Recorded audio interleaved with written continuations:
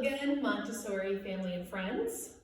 I would like to show you an ice excavation activity. So for my students, you definitely want mommy and daddy's help on this. The first thing you're going to need is a big bowl.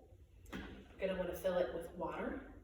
And then you can put objects in the water, such as maybe little dinosaurs, little blocks, buttons, objects like that.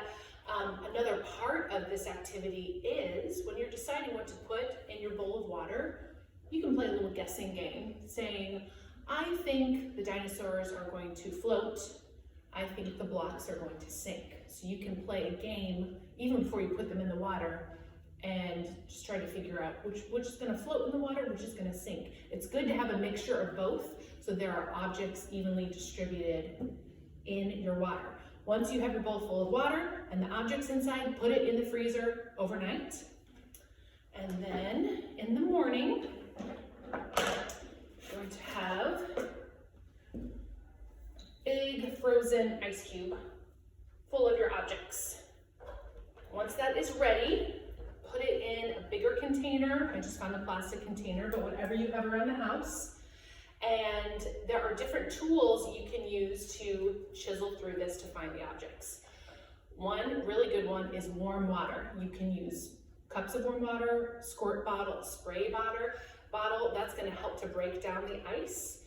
I am also, besides water, going to use some objects from our toolbox work, which is a hammer and a screwdriver, but maybe we don't want to use that in your home. Maybe you have a toy version of tools that might be easier for you to use.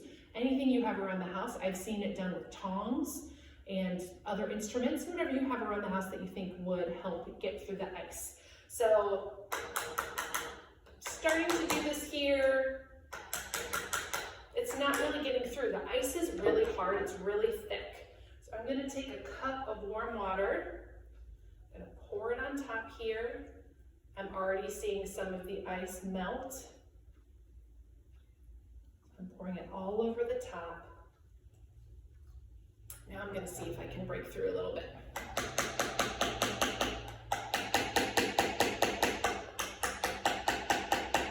It's better. I'm getting in there a little bit more, but I think I'm gonna pour some more warm water on here.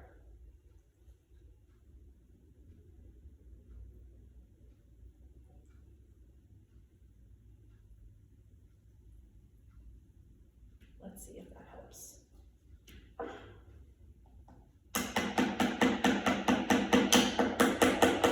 I just heard a big crack. And a big piece of ice came off the top. I can see one of my objects. It looks like one of the blocks. And I don't know if you can see this, but there are flecks of ice spraying on me. That's why it's a really good idea to have a container to put this big ice cube in, because the water and the ice can splash out a little bit.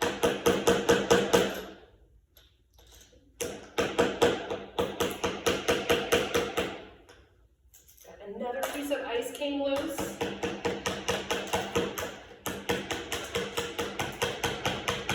It's spraying everywhere.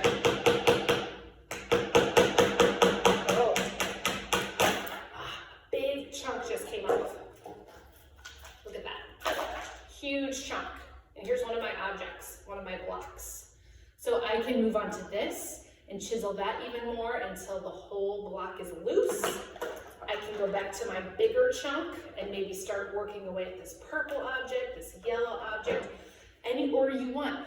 You don't have to go fast. Take your time on this. There's a lot of objects to find, a lot of ice to get through. So really take your time.